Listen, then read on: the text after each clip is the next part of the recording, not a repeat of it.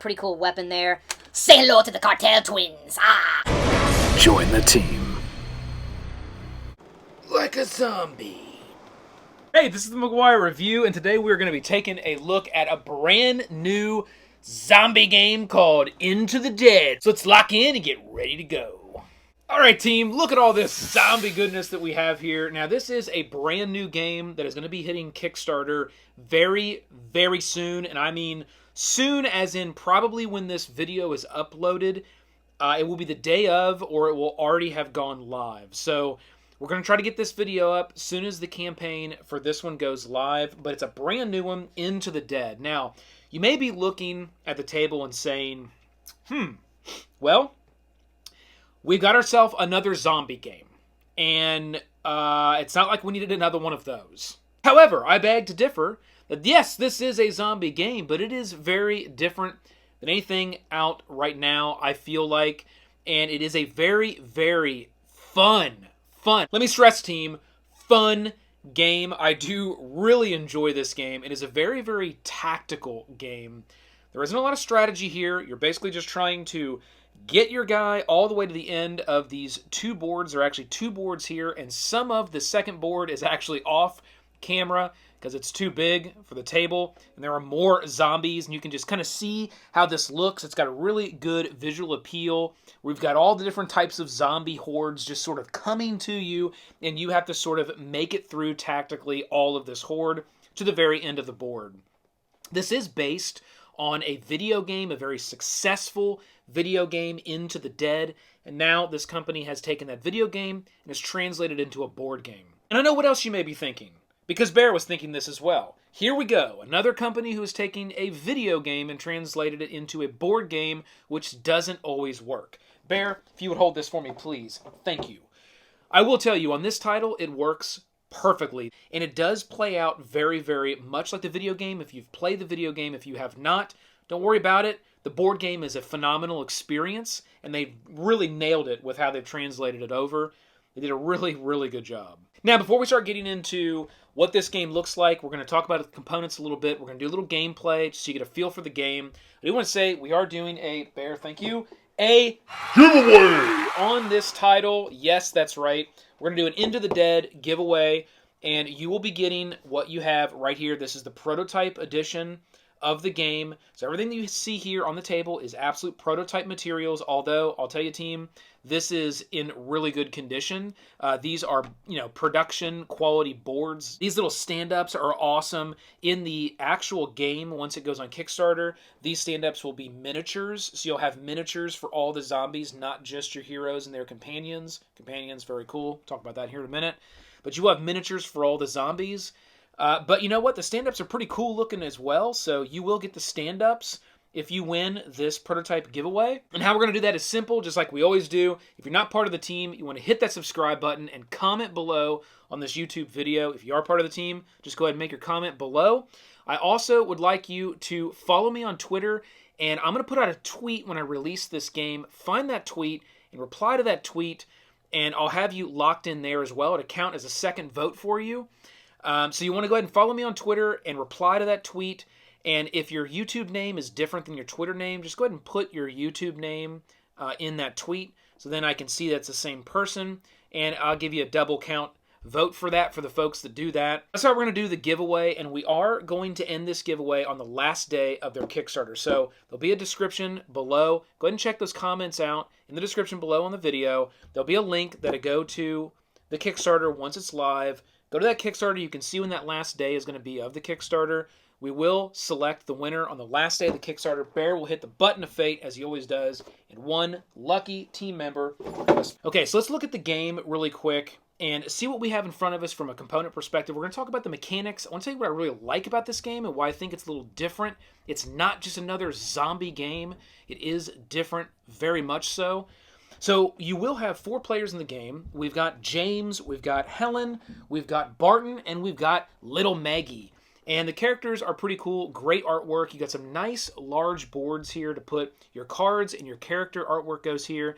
You do have for each player these little markers, and these are just utilized to track different points throughout the game. So when you do finish the game, you will see who has the most quote-unquote victory points over the course of the game, and that'd be the winner.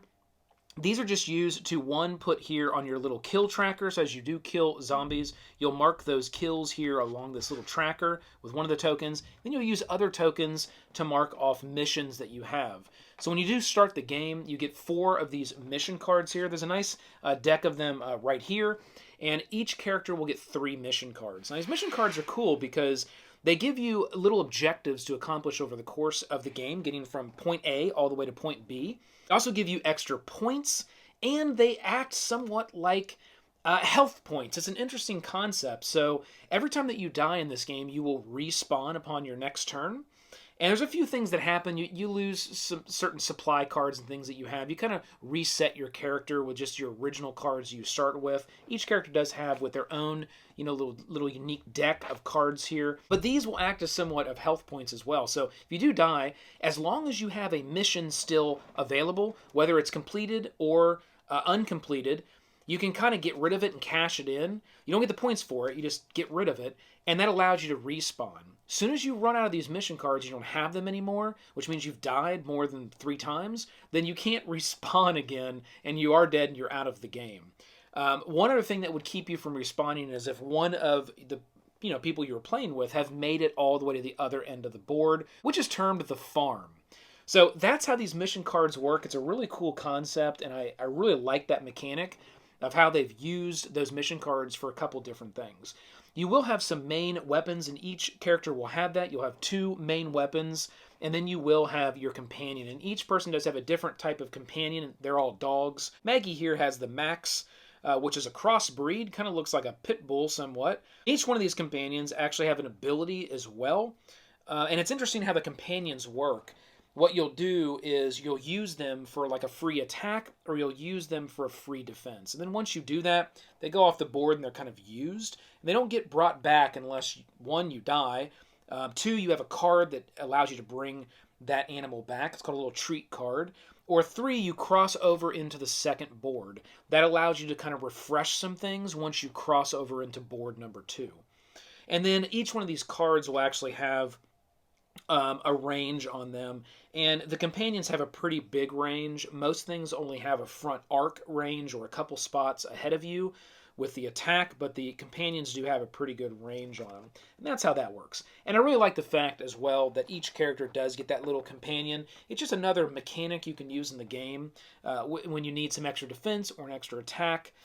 That really comes into play, and you want to strategically use this companion because, again, if you don't have a treat card, you will lose them once you use them, and you got to get that treat card, or you die, which you don't really want to do, or you have to pass over into the second board before those companions will come back.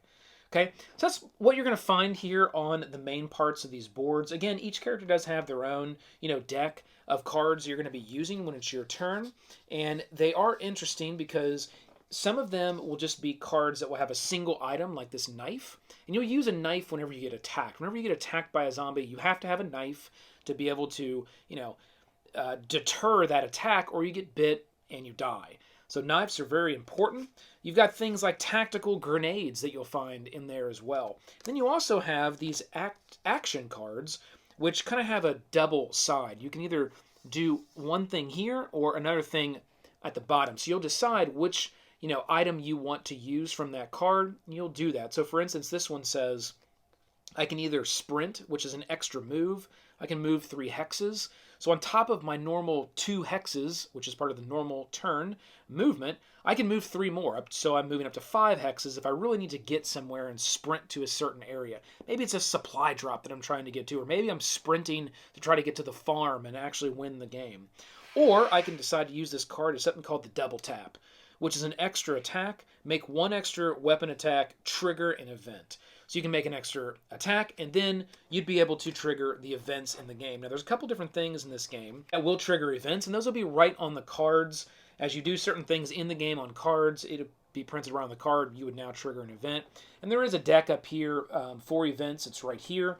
And these are not good things. So basically how this game is balanced is anytime you have a really powerful attack, the game board is going to sort of fire back at you. And that's going to happen through the use of these events. So I'll just read one here. It's whoever trusts in riches will fall. All players must randomly discard one supply card from their hand. Okay, here's another one. Place a red zombie on each of the supply drops. Here's another one. Place one zombie on each one spawn and at the farm. So they're all things that are not going to be good for you. You're never going to find something in this event deck where it's going to be like, hey, guess what? You just healed 3 points. Or, well, there is not no life in this game like that. But, hey, you just got a great weapon. It doesn't work that way.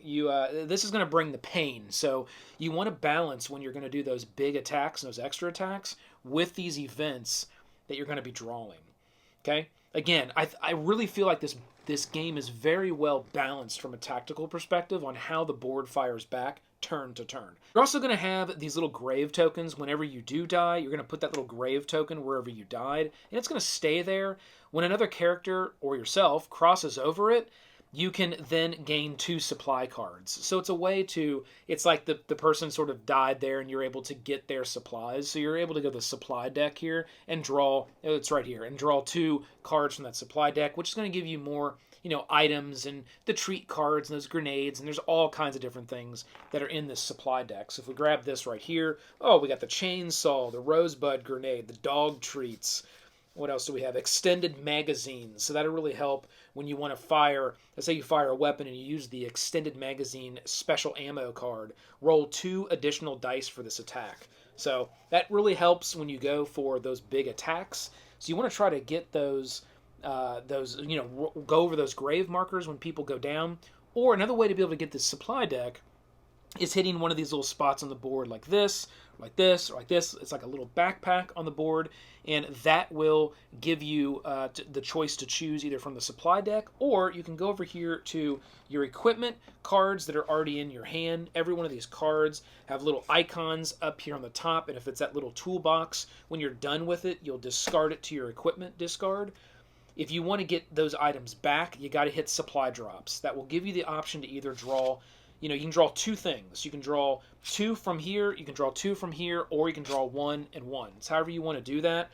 So that if there's some things you specifically know that are in this deck that you really want to get back, it is a random draw. You can go for that, or you can just go hit up your supply deck and say, you know what, I'm just going to go for 2 more new things. You're really looking for that chainsaw, you can hit up that supply deck and try to get that. Chainsaw, very powerful in this game, lets you just mow right through. Okay, so that's everything we have from a component perspective. There are quite a few dice that are included in the game. You do have these dice here, which are the red, the blue, and the green. We have 3 different types of zombies. You'll see that denoted for their bases that we have here. So the reds, the greens, the blues, they're a little different in how much strength they have. Their success of attack, the greens have a high success of attack rate, although they have the least amount of hit points. So greens are 3 hit points, blues are 4, and our reds, our heavies here, are 5 hit points, but the reds only hit on, 2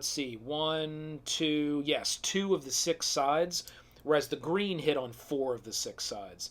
So it's and the blue is 3 of the 6 sides. So it's a little bit different in their success rate of how they hit, which is nice and balanced, right?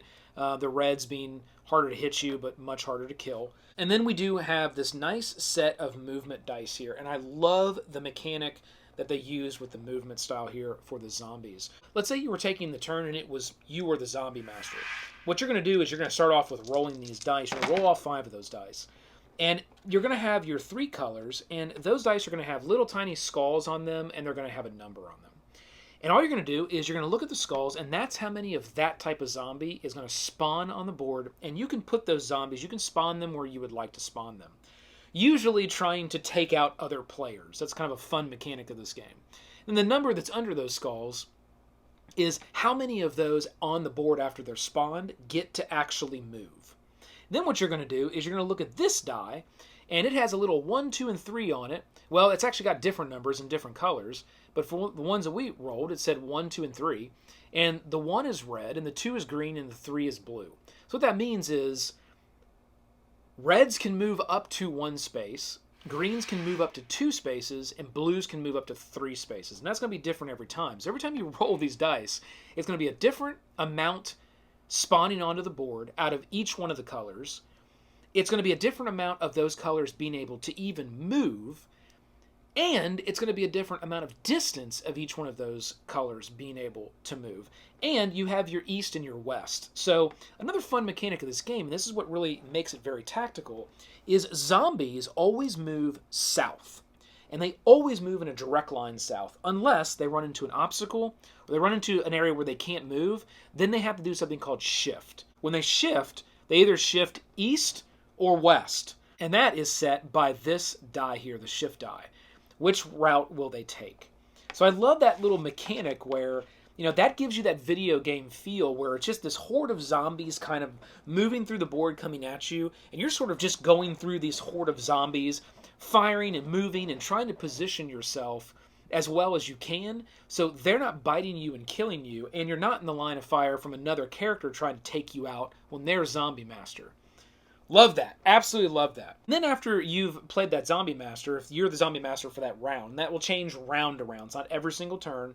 So let's say I was the first player. I did my zombie master turn. I rolled. I moved all my guys the way they were supposed to move per the dice. Then I would take my player turn. Let's say I was James. All right, so we took our zombie master turn. Let's say that was the turn and things moved out here for demo purposes. We're now going to take James' turn. Let's say that James was the zombie master for that round, and now it is his player's turn. So let's look at James' cards real quick. Cross 3 supply drops during the game. Okay, so we're going to be looking for supply drops. He needs to kill a zombie with your companion for a mission and reach the farm. Okay. So we do need to take a zombie out with a companion. And we do need to cross supply drops. So we got a supply drop here. We got a supply drop here. James is in a bad position here for supply drops. Let's go to the card deck here, see what we can do. We can move up to 2 in any direction, okay? They're not restricted as long as we're moving north. We can't ever move back south. So let's see here. This guy is in danger zone, so we need to try to kill him. So 1, 2, there's our 2, and we'll look at our weapons here. We can't use the cartel twins. That's on either side of us, which is a pretty cool weapon there. Say hello to the cartel twins. Can't use that. Let's look here at our Justice M32. Now that does have 4, and I can do 1, 2. So yes, that will work. It has 1 damage as a modifier, so plus 1 damage and 2 yellow dice. That's what I'm going to do. So I'm going to do a standard attack, and I'm going to use 2 yellow dice. And I get plus 1 damage, and I really want to kill this guy, so I might want to go ahead and use one of my cards. I'm going to do this burst shot as well, which is ammo, which is plus 1 die. So that is an equipment, so I'll discard that, and I will get plus 1 of those dice. I'll roll these 3 dice here, and let's see what we get. 1, 2, 3, 4. Not enough to kill him. So that is a miss. Was not enough to kill that zombie, that heavy. But I'm not within range of the heavy, so the heavy doesn't get to, get any attacks back. And that's it. That's all I'm going to do for James's turn. That is his turn. He tried to make the kill and the move, and he didn't make it. So then we would move our companion right behind James. James's turn is over. We're going to go to Barton now. Barton is going to go for, let's see what he's got here. Kill 3 greens. Kill 1 zombie with your knife and reach the farm with your knife. Or with a knife. Alright, so let's see. Kill 3 greens in a single turn. Okay, I don't think I can do that anywhere on the board right now. So I'm going to move in and try to maybe take out this walker. Or maybe, let's see. 1, 2, 3, 4. I wonder if I can get to that supply drop. If I can move. Yes, I can. So I'm going to use Barton's run ability. Now I am in front arc of this heavy zombie here. So that heavy zombie is going to get to do his attack. And again, we're going to roll that die to see if he attacks. Now the heavies only have 2 out of 6 here that they can hit on. So, and it's a miss. Well, we kind of hit this character. So let's get this character put back. Oh no, I think she was right there. So her companion's over there. So let's bring him back. All right, I think we're good there. With that character, we did miss with the heavy, so everything looks good. All right, that is going to be his turn now. He did land on the supply drop, so he's going to get to do a supply pool, and now he can choose, do I pick up cards that are in my equipment? Well, there isn't any that I've actually discarded. So I'm going to go right to that supply. I'm going to pick 1, 2 cards, and I got the dog treats. Very good, because this brings back my companion if I have to use that companion. It's also worth 1 point there at the end of the game if I have this in my hand. So some of these cards you might just want to keep a hold of because they're extra points at the end of the game that you can cash in. Because at any point in time, anybody can see your missions, right? So you know when they end the game, they're going to get so many points for being the first to the farm, but then they're also going to get points for their missions. So you may be looking around the board and saying, oh, well, I know you just ended before me, so you got those 4 extra bonus points. And then you also have the points for your missions, but my points for my missions were worth more. Maybe I had more kills over the course of the game, so I had more on my tracker here. And then, you know, you got these cards in your hand that you might hang on to that have extra points as well. So we got the dog treats. Very good. We're going to keep that. That's an excellent card. And then we do have the Incendiary Rounds special ammo. Roll 1 additional die and add 1 damage to the weapon for this attack. So these are very powerful. Great supply drop. Cashed in with Barton. Awesome. Awesome. His turn is now over. All right, now we're going to go to Helen. We're going to take Helen's turn. And Helen has got a kill 2 red zombies in a single turn, kill 2 zombies with a single grenade, kill 4 green zombies during the game. All right, let's go with that. Now, let's see. We've got a nice big pack here. Maybe Helen can get, let's see. If Helen gets here, she's going to be in the front arc of both of these zombies, and they're both going to get to attack her. That can be pretty dangerous, but she does need to get through this pocket here. Interesting.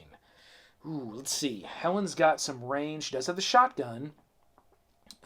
She's probably going to use the shotgun on this one. So let's take Helen, and her range is... She's got 2 with the hammerhead. Let's do that. Let's just go 1, 2, and 1, 2, and she's going to take a shot at this green zombie right here. She's not going to move in and try to get anybody else. So that is going to be damage of 2 with 2 purple dice, and it only needs 3 here. These are a 3 hit point, so we're going to go ahead and roll those. That's 1, 2, 3, 4. That's a kill, and Helen does get another point now on her kill counter, and she's taken out one of these zombies. Now, because she's taken out one of these zombies, she is going to put one of her little markers here on the quest like I had there. Kill 4 plus green zombies during the game. So she's now taken out one of them. She could, you know, move again if she wanted to, if she wanted to use some of the cards, but I'm not going to do that. I'm going to leave her right where she's at and move her collie. She has the Blitz, the Border Collie. Very cool. And that Blitz Border Collie will do some extra damage against red zombies. So again, each one of them companions does have an actual ability where they will target certain types of zombies a little bit better. Now we're down to Little Maggie. Little Maggie is, I think, going to make a run for it. So let's look at her cards here and see what she's got. She can do a jog, move extra 1. She can do a run, 2 hexes, a sprint, 3 hexes. Let's go with a sprint. And she's going to cross some arcs of some of these, and they're going to get potential attacks. However, I'm going to try to make it through. So she will go 1, 2. That's her standard 2. And then she is going to play the sprint extra move for 3 hexes, and that is an action card. So we're going to discard that right up here in the action discard pile. And then she's going to go 1, and when she's right here, she's going to have to... she's crossing the arc of this zombie right here, and she would go 2, 3. So she actually crossed the arc of this zombie as well as this zombie, so she'll have to get both of these zombies rolling against her. All right, so they're going to grab the die, and we're going to roll because those are both heavies, so they have, you know, less chance of hitting. So for the first one, okay, that's a miss, and I need to stop taking out my other zombies while I roll. And the second one, good lord, is a miss. All right, so they both missed. That's really good for little Maggie because she made a nice big run for it, and we'll bring her companion right up here. And they're never going to just straight attack companions, so you don't have to worry about that. The companion just kind of follows you, but there does have to be a space in that back arc that the companion can sit. So now we're good. So on Maggie's next turn, she's probably going to try to make a run for that supply drop, and then maybe another run, and she's almost off the board. So hopefully she picks up some good cards to help with that. Maybe that's Maggie's, you know, strategy for this game. All right, so that is one whole turn. You can see how those different mechanics, those tactics play out. Now we'd be back to the Zombie Master turn. So, James was the Zombie Master on the last round. It would pass to the next player to his left. Let's say it was Maggie. And then Maggie would then be the zombie player. She'd roll all these dice. She would then move and orchestrate all of the zombies based on what this says and how she would want to move those. And then she would take her player turn, and then it would go around the table again.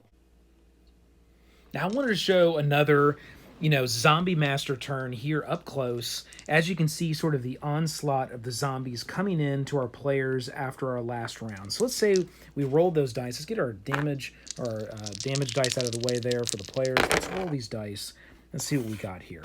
So what this is going to tell us is we've got 2 greens, 1 red, 3 blues that are going to spawn onto the board. And these are how many of those can actually move. So after it spawns, then you can look across the board and say, well, out of green, I can move 4 of them. Out of red, I can move 2 of them. And out of blue, I can move 2 of them. And it doesn't have to be the 3 that you just spawned. It could be any 2 that are on the board. And then here it's telling us that red's going to move up to 1 space, green's going to move up to 2, and blue's going to move up to 3. And if we need to do any shifting, we're going to shift east. Okay, so let's go through this. Let's spawn our greens first, and we're going to spawn 2 greens. They do have to spawn on the spawn points, and if there isn't any available, then we're going to spawn them adjacent to those points, but there are. So I'm going to choose to spawn that green right there, and I'm going to choose to spawn the other green right there. Okay, then what we're going to do is we're going to spawn 1 red. So we'll put that 1 red. There is no red spawn points that are open. So we're going to spawn that red right here on an adjacent spot next to this red one. We've got 3 blues that are going to come out. So we do have a blue spawn point that's open there. We're going to spawn another one adjacent, and I'm going to put that one right here.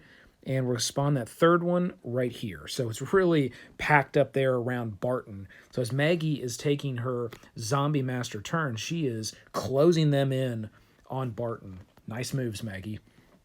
Okay, so now we've got, we can move our zombies. So red can move up to 1. And I can move 2 of them. So again, that's how many I can move. That's how far I can move them. So I'm going to move a red. You know what? This red right here doesn't even need to move because Barton's in the front arc, is going to take an attack against Barton. And at this point, Barton can use his knife to block that attack, or he can decide before I roll this die if he wants to throw his trusty hound out in front to take that attack and defend him so he lives another day. You know what? I'm not going to do that. I'm going to take the chance. I'm going to roll the die. And it was a miss. Perfect. Okay, now I didn't really move yet, so I'm going to decide to move this one right up here, and I'm going to move him 1, and he would move only 1 space per this die. So we only have 1 space that we can move. I do have another one I can move, so I'm going to move this one right here, 1 space, and that puts that one in the front arc of, after the move, it puts it in the front arc of Helen. So now it will attack, and I'm going to go ahead and take the chance for Helen, and it's a miss. Yes. Okay, now this one up here also is in the front arc of Maggie. So it's going to make an attack against Maggie, and I'm going to take the chance with Maggie, and it's a miss. Yes. Okay, getting lucky. Excellent. All right. Now, they've all moved. Now we can go to our green, and 4 of them are going to move, and they're going to move 2 spaces. So this green right here, and we've got east for the shift, and this way is east. So we're going to go, and I can't go forward because, again, they always move south, but I can shift east. So 1, and then straight forward again, 2. The second one, I'm going to go 1. I can't move, so I'm going to go 2. And this one, I can't go, so I'm going to go 1. I can't go, I'm going to go 2. So just shifting those guys around there. And then for the 4th one, I'm going to go 1, 2. And actually, when I crossed there, I crossed over. So that walker is now going to attack Maggie because that was within the front arc. They're actually going to stop right there, and that Maggie's now in the front arc. And I'm going to now roll a green. Now, this is dangerous because 4 of these sides are hits. So, you know what? Maggie, I think, is going to go ahead and use her knife to block that attack. And it was a hit. So she's going to go over here to her cards, use her knife, and there it is. And then we will take that and discard that. So now Maggie has used her knife and it's gone. She's going to have to acquire another one, but she was able to, defend and take that green zombie out and giving herself a kill there on her track. So that was good. That worked out. And then blues, we can move 2 of them and we can move them up to 3 spaces. So I am going to make this blue here go 1. It would stop right there and then it would attack Barton. So Barton is just going to chance it, roll that. It's a miss, yes.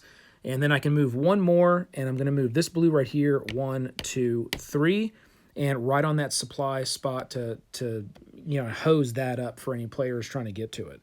All right, so that's all of the zombies that we can move, and we've done everything that we would do now from the Zombie Master's turn, and you can just see how that horde is starting to really pack in around the players.